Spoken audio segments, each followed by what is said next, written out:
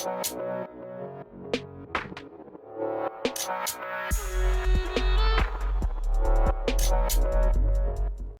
guys, welcome to the channel. This is Baby. It's finally time to review the new relic set that came with Vision of Eternity. You know, every time ArenaNet release a new relic with a patch, I review them, talk about what good, what's bad, if they are gonna change any of my builds, what do I think of them, where you can play them or on what builds, the advantage, disadvantage, stuff like that.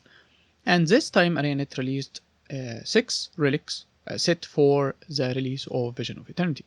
And this time there are quite some brave decisions with those relics, and proves that ArenaNet actually sometimes listen to the community. So starting with Relic of the First Revenant. Revenant have always been tied with the resistance. I guess the naming is correct with this one. The way it works is it gives you reduction to incoming condition damage if you have resistance by 33%. So I think this is a good option for like tanky builds that are really hard to grind down for competitive modes, especially like in World vs World, not really maybe in PvP in my opinion.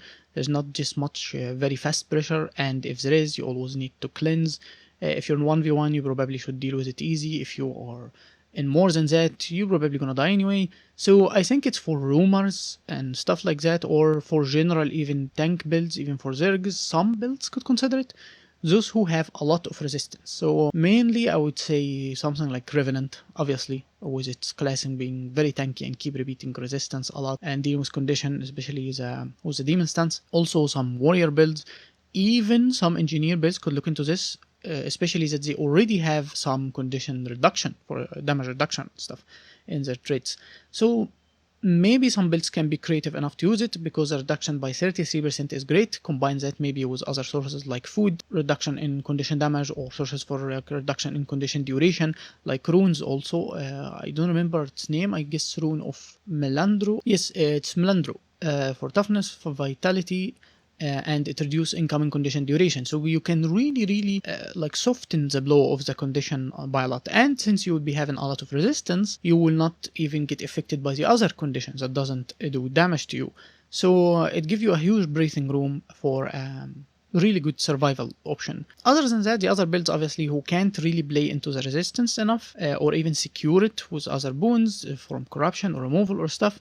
So it will, this really just doesn't work, obviously. So is it like the best option for builds that can have resistance and want to survive? Not necessarily. There's so many other resources for survival and other boons or direct cleanses from relic or something for mobility like Relic of Speed. There is so many options depending on how you run your build and how you really want it to work. So it's really up to you the decision if you're gonna run a relic like that or not. Now the second relic is Relic of Scoundrel. And this one is interesting. It gives you 10% increase for critical chance for 8 seconds every time you apply blindness or weakness on your target. There is no internal cooldown or anything. So when this build is actually good, it's good for any class that can reliably keep applying either blindness or weakness. I think Ellie can play into the weakness side, and Thief, for example, can play into the blindness side like a lot. So it will help close this gap into getting you to 100 easier than investing into the stat type or taking other choices like Sigil. So you can always run Sigil like Accuracy, for example, for 7% of critical chance. Not 10, but permanent 7. And you can run Sigil like Force for 5% damage, or choose a Relic for damage like the Thief for like 6 or 7%, and other Relic can get you even up to 10%. So how much critical chance you can go for either Relic or for Sigil, and the same thing goes for damage to choose it. Unless your build run completely different options or relics for different reason, or can't rely on it for weakness or blindness, then it's okay to stay away from. However, I find most builds, at least in the game, can really get into the 100% a bit easier just by going through the boons and stat type, and can even take a different route with better relics. And for example, if you can stack boons, something like a Relic of Mistburn, which make you, every time you give yourself might, you will give additional stack of might to yourself, and as long as you're above 10 stacks, you gain 10% critical chance. So it does the same thing, the 10% critical chance, but it helps you stack might even easier.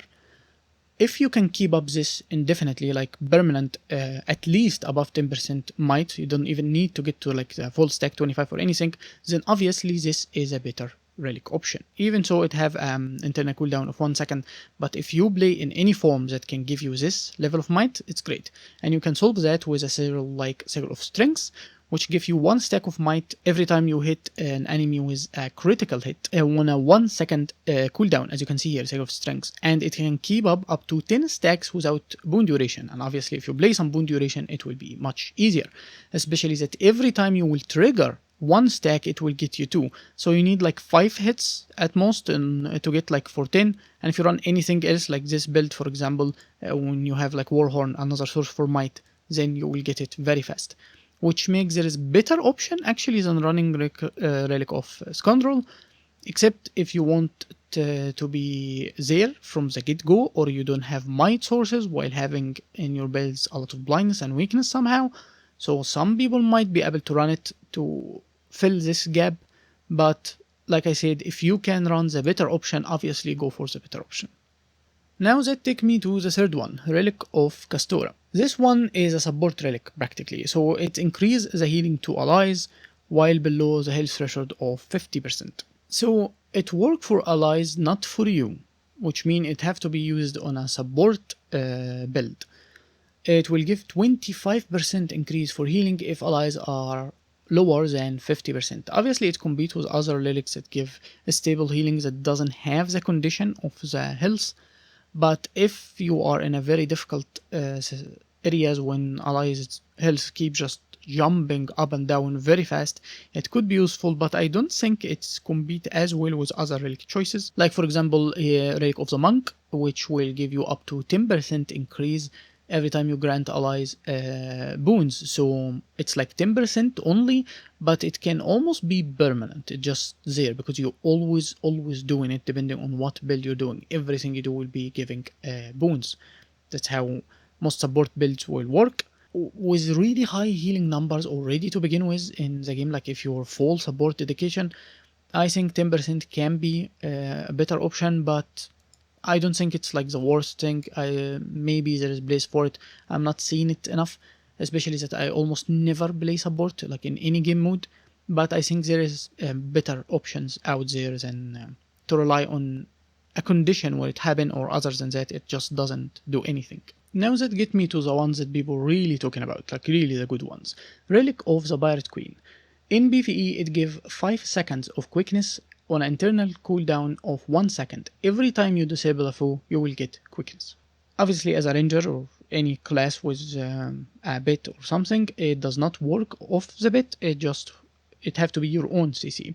However, this relic is very good for classes that cannot have quickness. By simply putting enough CC skills, you can keep permanent quickness. If you play with a power build or celestial gear or something, even with boon duration, you can really increase this. Boon duration from celestial will get it up to 7.5 or something like that, close to 8 seconds. And even higher boon duration can get it crazy up to 10 if you have 100%. With a single CC. So this is just permanent quickness on the open world. It's really easy. In competitive modes, it's 1.5 seconds. So unless you're playing with boon duration, it's a bit questionable of a choice. I'm not saying it's really bad. Actually, if you play with boon duration, depending on how much you have, you can get it up to 3 seconds, which is very decent at this point. And with depending how many CCs you can put in your build and actually land, it will be reliable. It's just there, a source of quickness. You don't need permanent quickness in competitive. You just need to have access to it, reliable access to it in a way. If you want it in your build, it just increases how good the build can perform. But in PvE, which is the main interest probably for a relic like that, especially when we're talking for open world or solo builds, it's just great. And it's great for even other reasons. Quickness increases the quality of life for the gameplay. Every time you move fast between a fight and the other, or switch casting skills too fast. If you can kill a mob with a hit, but you can deliver this hit very fast, or 2 hits, you just move to the next fight immediately. So it's not how much it can increase your DPS, like in raid or strike. It's the speed which the entire combat can just go away. It ends faster. And it's reliable if you can build a lot of quickness and move from mob trying to gather something. this gathering will be done faster. And not only that, it's a way, since it's very good and a lot of people would probably put it into their builds, it's a way to convince people to run more CC skills in their build. So in meta events or in boss or group events in general, they would be breaking Defiance bar easily just as part of the rotation. So it help a way into like teaching the players or fixing the combat with group people. A lot of people just doesn't really know what to do or care in their builds or just pressing their auto attacks. It's trying to move people into a direction when they can play better or rely on better builds simply by putting it into the game. So I think it can do a lot, not just a good relic. It's a good design to even think of putting a relic like that. However, for us rangers, we have a lot of quickness access to begin with. So if you look into my main build, which is Untamed, I can have a quickness or permanent quickness from lit loots easily. And even with the new class Galeshot, we can also have quickness from the trait Cloudburst. So Ranger do not struggle with quickness almost at all. There's even utilities and other choices. So maybe for Soul Beast build, when you can run the trait that increase all your boons or giving you 2 extra seconds every time you get quickness on a 5-second cooldown. So to have every time you hit with a CC quickness that will increase all the boons in you by 2 seconds, which also can be affected obviously like we said with boon duration, is can be really good reliable way into building around it. So this is one of the ranger builds that was actually considered. I would also say something like Druid. If you want to play a quickness build, maybe you can play with quickness as a condition build. I might even look into this. So Druid have a lot of CCs and can build really into it, and now can get permanent quickness instead of having absolutely zero access to quickness. So it's really good. Almost every class, not necessarily every spec or every elite spec, but every class could have probably a build that can use it. And an example of that also for builds that would get quickness from this, take for example Harbinger. I have made a very old build, I didn't update it, so I don't really remember the build right now. I just cooked something like very fast to test it, and I have said that always if you can choose between a boon and another trait and both of them can give you damage and equal, like they can give exactly the same damage, don't usually use the boon, because the boon can be given to you by other players, which mean you can have both. So if you can get the trait for the Torment in Harbinger instead of the trait for the Quickness, and they can do, for example, both the same damage, then choose the Torment. However, we used to get the Quickness for the quality of life that can give, and that we can give it to other, I guess, and it had a little bit better option or better damage in general. But if they are equal, you would choose the other. Now you can have both. You would ignore the trait for quickness and you would take the trait for torment, and you will increase your DPS by more than 3k, just like that, with a simple change, comparing this to this one obviously. You can however build a completely different build, but this is a concept. Since you're playing into condition, or this was a celestial build obviously, I can simply get all focus on the condition and I can still get the quickness as much as I want, permanent quickness, so it's just beautiful to play it like this. And if you're interested, this is the build, and it was full Celestial, was Trapper and Relic of the Pirate Queen, obviously, with the 2 weapons, with Malice and Smoldering, to increase even the burning to 100%. So that was the Relic of Pirate Queen, and that's why I didn't use it in my builds, because they all already have quickness, but maybe, like I said, for Druid and Soul Beast, there is a very interesting concept that can be applied with it. Now that takes me to relics of healing, both of them, the Bimancer and Mist Stranger. And those 2 relics are something the community was asking for, and I personally, especially Bimancer, and it shows you that ArenaNet actually listens. So the idea is, we had multiple choices for sustain and healing, like to change from your damage to healing, and this directions that ArenaNet took into the solo gameplay to how players actually have builds that can adapt very easily and do things in the open world. And we've seen it since like End of Dragons, since it came, the nerfs to healing for bounties, the traits like for Bladethorn and for Untamed as a class, that you can heal for your damage, stuff like that. And with the introduction of relics, the whole thing just blew up even more. So we had something like Zakiros, like Nourys, stuff like that, that can work into really being a really good sustain for your build, but they mainly were power things. There was nothing for condition options. So Biomancer solved this problem, and you also now have Mist Stranger that work for any build, and optimally if you have multiple hits, so you can trigger it as many times as possible. So even if you can't rely on the poison or bleed from this one, you can still have this one, and or other things like for Fury you can have Zakiros, for tanker build you can have Nourys. And I want to not only talk about those two, but I want to compare them to all the sustain and solo gameplay survival style of relics that we can have in the game, and decide when to use what and what is the winner, who is the best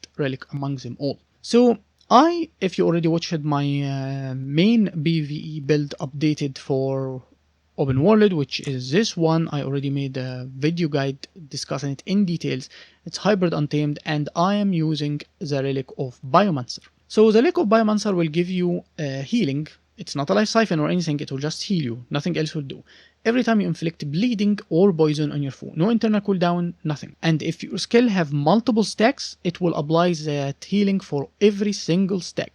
So a skill like this give you 3, then Biomancer will give you this healing 3 times for around 400 or a little bit more. So it's really good for builds that can apply an insane amount of bleeding repetitively, and that's why we have bleeding on the axe, on the unleash ambush, we have the dagger, we have sharpened stone, we have exploding spores, we even have randomly broken bleed from the critical hits, we have earth sigil on the build, so it's really good. So for condition builds that can reliably use those things, it's probably will be the best. But I got asked also, why didn't I use Mist Stranger? So I consider this as smart option, but sometimes can maybe look like a trap. So the difference is Mist Stranger give you less healing. I have a little bit of healing power, so both of them show a little bit more than they should. This is the actual number. If I don't have any healing power. So it will give you life siphon healing and life siphon damage, which means every hit you apply to the target with no internal cooldown will trigger this effect, no matter how many hits you can apply. So for Untamed, for example, you can have the Warhorn. Let's say the Warhorn.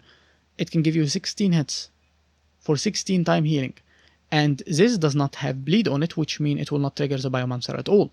So anything else you would do, it will still trigger it. So doesn't this look actually better? Even the Torch have 9 hits from here. You can apply 2 hits from here up to 5 targets, which mean almost 10 hits simply from this, like 19 hits from those.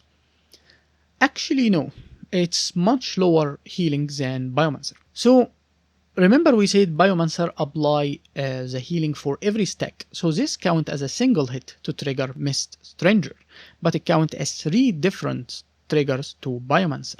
Take the Unleash Ambush for the axe, it only 2 hit, but it apply 4 stacks of bleeding, which mean up to 5 targets, that's extra 10 triggers of Biomancer. The same thing goes for the dagger, maybe the auto attack is almost equalized, but this will apply 7 times healing of Biomancer while only 2 of the Mist Stranger, and this will apply 4 while only 1, and something like Sharpened Stone to be loaded on your weapon is 10 while not a single hit, it doesn't count as hit. And don't remember we have random ticks that come from Sharpened Edges, which practically a chance on our critical hits, to the point that every time I use Coal Hunter, for example, it will trigger at minimum 5 times bleed and up to 12 times of bleed, just keep happening again and again and again. So it's not just the fact that you will trigger more bleeds and poison than actually triggering more hits on the build, but the number itself is higher.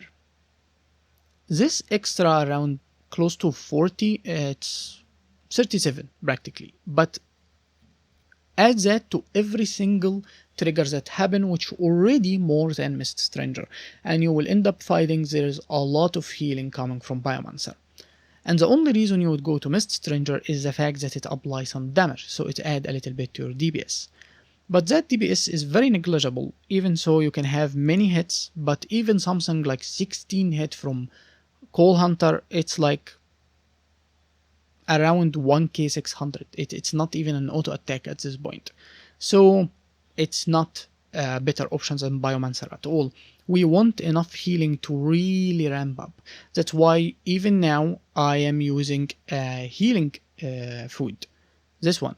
I use gain health every second, which give me 85 healing point every second instead of running something with expertise and condition damage, which will help since I don't have 100% condition duration anymore. But still, I actually do not run it. So we want Zahar healing, it feels more rewarding, and the DPS is not worth it this much. That's why I'm not trying Mist Stranger. So when to run Mist Stranger?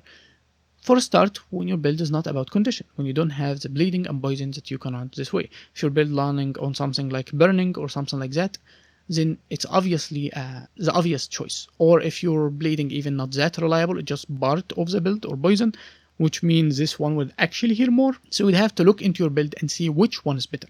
And for my build, actually bimancer is better. Now about those relic in competitive side, this one is 69 and this one is 34. So they are quite weak, almost negligible in competitive. There is so many other relics to run. I don't think they are fitting for competitive at all. I think they are actually arguably a bad choice. They are not that great at all. And there is many other even survival kind of relic or relics that will heal you will be better, and that's what will get me to start talking about. Let's start with one of the most famous choices, which is the relic of Zakiros. As long as you have Fury, it will convert 4% of all the power damage you do as healing. In competitive modes, it's 7%, so it's even much better. And if you can hit or burst someone with like 5k or hitting even auto attack for 2k or something like that, 7% is quite high, comparing to the other option like we say bimancer and Mist Stranger. And for PvE, even 4% constantly if you have permanent Fury in your build is very decent. But it does not do damage as Mist Stranger, and it's not necessarily work any good with condition builds like bimancer. So it's a power version that have to have access to Fury, not critical chance, the boon Fury permanently. If you have this condition, this relic would be good. Especially that 4% of your damage, if your DPS in theory like 20k per second, then 4% would be really high for a build like that. And it's far more than Mist Stranger. Even so, it will trigger on every hit, so it's not like it giving you 100 every second, it can be hundreds and like a lot of triggers, something like that. But it can be decent. Comparing to how many hits you can apply if your build have so many much, and if your area is always having multiple enemies, so trigger multiple hits on those multiple enemies, it really need to be up to calculation. And not only the amount of healing goes there, it's also the amount of hits because of the life siphon damage. Now, since Zakiros doesn't have damage, that's why I don't run it on a tanky power style build. I run Relic of Nourys. So Relic of Nourys will not do anything for about 30 seconds unless you can speed up this by actually removing boons from enemy with your own skill. So Untamed with bit removing boons, it doesn't actually work. So for most builds it will be 30 seconds. For other builds maybe it can go lower. Until it stack up to 10 stacks from Nourys Hunger. And then it will reduce the damage coming to you by 15%. It will increase your own damage by 25%. And it will turn 15% of all damage you do into healing. So you can unload a huge burst in it and like fill your health for 5 seconds. You're almost immune to anything because you will be healing way more than what normal mobs or bosses actually would damage you for. So it giving you this skill, consider it a healing skill that work very well with also increasing your damage. So it's really good comparing to Zakiros that doesn't work on your damage at all. Even so, the total healing and the total value of healing every like 30 seconds alone might be lower. But for some builds, like our Untamed here, actually it's better than Zakiros almost in general. Because we have some tanking moment when we can even increase our healing a lot, like we have healing skill, we can have barriers to really soak in the damage, access to protection, we can have force fortification, and then a skill like this Bob to continue giving you this insane tankiness. While constant healing mean you're being constantly damaged and you keep healing up, but a lot of time we don't even need this heal, and then we could be in a really difficult situation when we need to keep bumping a lot of heal. So the fact that it gives you damage and it works like this, and I'm playing a very tanky build with a way to mitigate the damage, not just being tanky all the time, like strong sync, like we said, like the elite, make Nourys is the best option. Now, another option I wanted to talk about is Relic of Atrocity, which will increase the effectiveness of lifesteal damage and healing by 15%. So this is very limited builds that can actually utilize it in a good manner. And the first two would come to mind, I would guess something like Revenant and Necromancer. So Necromancer have many sources of life siphoning healing and damage. And with the spear, for example, that give life shards or soul shards, it can have some significant appliance to lifesteal constantly and just keep resetting it. With the spear, actually keep resetting it, its own skill, granting life shards again, and then using the same skill, like this cycle of keep resetting the cooldown even. So the fact that it will increase also the damage make it quite tempting to builds like that. And for Revenant, I would say something like Battle Scars, which can heal for a lot and be constantly there. So some people, I would say, could run this with builds like that when you have so many lifesteal on them, just for the fact that you also get damage, so you would add a lot to yourself. But the numbers themselves is not that high, so I would also consider normal choices like Nourys. But for builds, like we said, like Necro can have almost full critical chance with really minimum access to Fury, for example. So Zakiros is not really a big option, and it depends on how you can manage the timing and the fact that our relic Nourys is only happen once every like 30 seconds. So Relic of Atrocity can be actually a good option if you can run the number on it and find it actually to be a good one. But only builds like that can actually use it. So if I have to choose which is the best relic for healing, after that discussion, obviously it depends on what kind of build you run. Is it power? Is it condition? Is it tanky? Or is it a bit on the glassy side? Does it have moments to completely breathe out of the fight? Does it have access to permanent fury or not? Does it have critical chance or not? So with all those conditions, let's assume you can use every single one, like you have all the conditions somehow in one build. I would say the best option would, in my opinion, be Relic of Nourys. This insane level of strength that you can sustain yourself and then get out and get in again.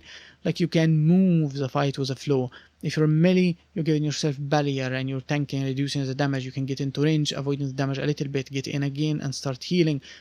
Like this cycle, I would say Nourys probably is the best if your build can allow it. After that, it's really up to the build, and I would probably say Mist Ranger, Bimancer and Zakiros are great. It really depends on the build which one you are choosing. So to summarize, the only build that actually got affected by all those relics is my main PvE build, the hybrid Untamed or the condition one, which is now using Bimancer, and I made a video dedicated and explained everything about it and explained the build with direct links and timestamps. I will leave this video in description obviously and in the cards. Always go for the description.